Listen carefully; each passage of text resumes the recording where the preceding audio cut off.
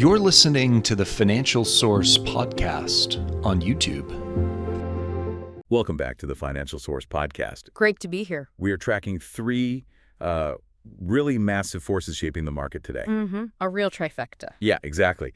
There's a surprising yen rally, escalating U.S.-China trade tensions, and global markets basically holding their breath for that crucial U.S. PCE inflation print. And you can't forget what's happening in commodities. Copper just surged to new all-time highs. A huge signal. So Yeah. we're going to analyze what these domestic and geopolitical moves mean for risk appetite.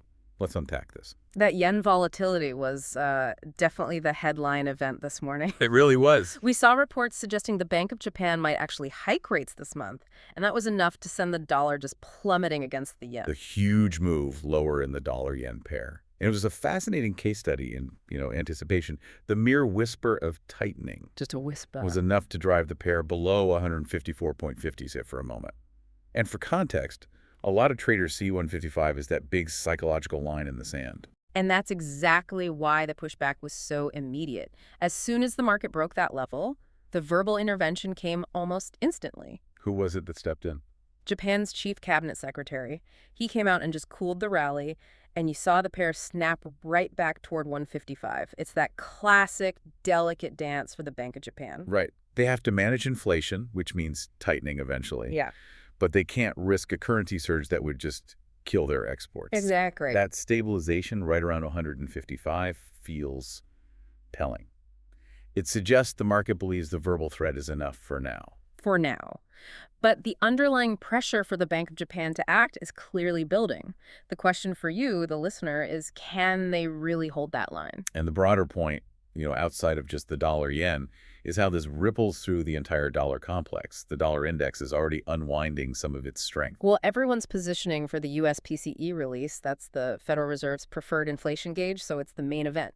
Speaking of things that move the inflation needle, if the yen brought the volatility, copper brought the fireworks. Ah, yes. Let's pivot from currency chaos to commodities, which are sending a very, very different signal. London Metal Exchange copper prices surged to new all-time highs. I think it topped out around, $11,700 a ton? An incredible number.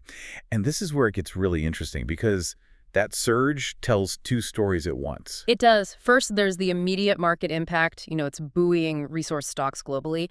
But second, it feeds directly into that inflation narrative in a powerful way. This is the moment for Dr. Copper, isn't it? Absolutely, copper is. Well, it's called Dr. Copper because it has this reputation for diagnosing the health of the global economy. And when it hits all-time highs like this, what's the diagnosis? It suggests one of two things, either genuinely massive industrial demand or severe and persistent supply tightness.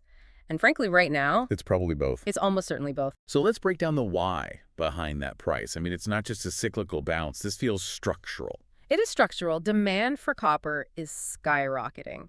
It's essential for the green transition. We're talking electric vehicles, renewable energy infrastructure, grid upgrades. Well, where's the supply constraint coming from? The supply side is just riddled with bottlenecks. You've got mine disruptions, higher extraction costs, and just chronic underinvestment over the last decade. Right. So even if miners wanted to ramp up production tomorrow, it takes years to bring a new mine online. You have a structural demand surge meeting structural supply inflexibility. And that price signal is not just inflationary. It's like a warning label on global growth saying the cost of building the future is going up and fast. It puts that impending U.S. PCE data in stark relief, doesn't it? If PCE comes in hot, validating this commodity signal, the market is going to severely test the Federal Reserve's patience on rate cuts. And it's interesting you contrast copper strength with oil, which is just range-bound. Completely. WTI and Brent are in a holding pattern, waiting entirely on that U.S. inflation data. They aren't moving yet, but Dr. Copper is screaming that underlying industrial inflation is already here. And while the domestic focus is on the Fed and PCE, the global policy anchor is, without a doubt, the intensifying friction between Washington and Beijing. Yeah, this is where we see the shift from, broad brush tariffs to a much more targeted strategic economic containment policy. U.S. Trade Representative Greer, he just reiterated the administration's philosophy that trade with China needs to be smaller. Smaller is such a fascinating word choice. It is. It's not about optimizing. It's about actively shrinking certain trade flows.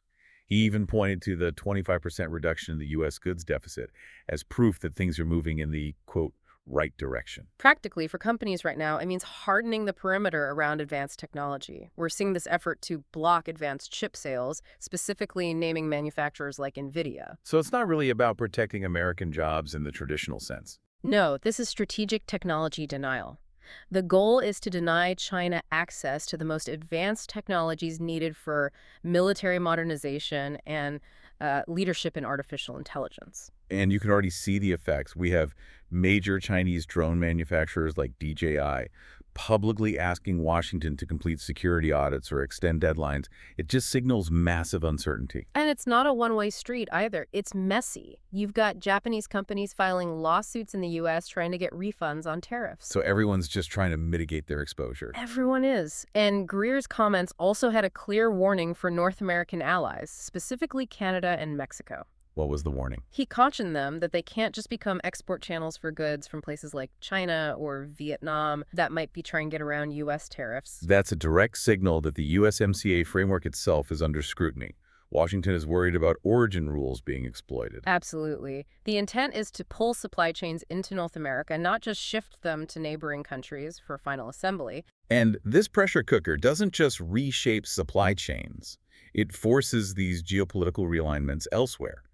We're seeing China and France deepening agricultural cooperation, for instance. And on the energy side, Russian President Putin recently pledged uninterrupted fuel supplies to India, further deepening that relationship.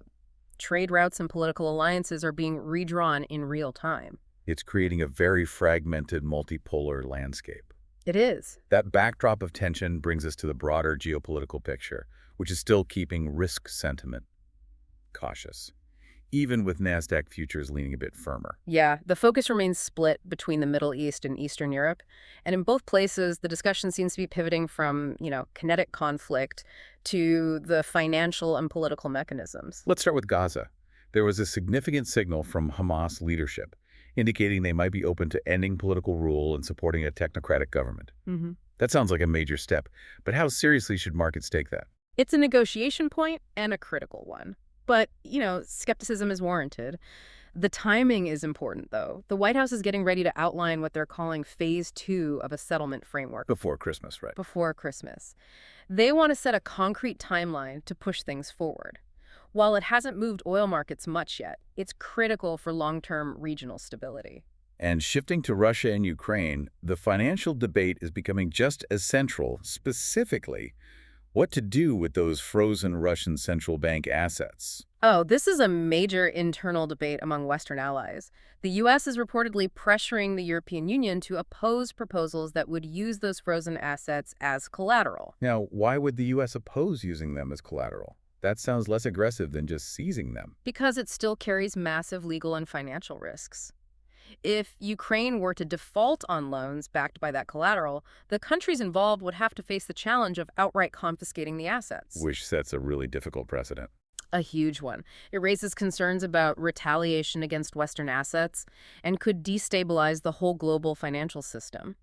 It's a rule of law issue, and the EU is especially sensitive to that. But at the same time, you have the United Kingdom signaling it might move to unlock, £8 billion in frozen assets to support Kyiv. Yes, but the UK's proposal is a bit different. It often revolves around using the interest generated by those assets, not the principal itself. It's seen as a slightly softer legal approach. So there's a clear split in strategy. A very clear split. The U.S. is trying to slow down the most aggressive financial moves, while others are looking for ways to put that capital to work for Kyiv immediately. It's a reminder that even now, the definition of financial warfare is still being written. Absolutely. Looking across the tape now with all these moving parts, U.S. equities are actually leaning modestly firmer into the open. Tech seems to be leading the way. NASDAQ futures are outperforming. It seems like, absent any fresh negative catalysts, risk appetite is still intact, though cautious. I think investors are betting that if PCE is soft, the Fed cut narrative comes back.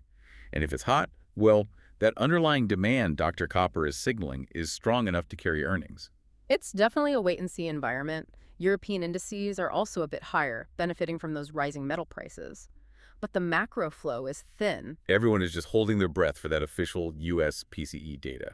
That wraps up our look at the drivers moving markets today, from the Bank of Japan chatter and the copper rally to the complex geopolitical maneuvers in Gaza and Ukraine.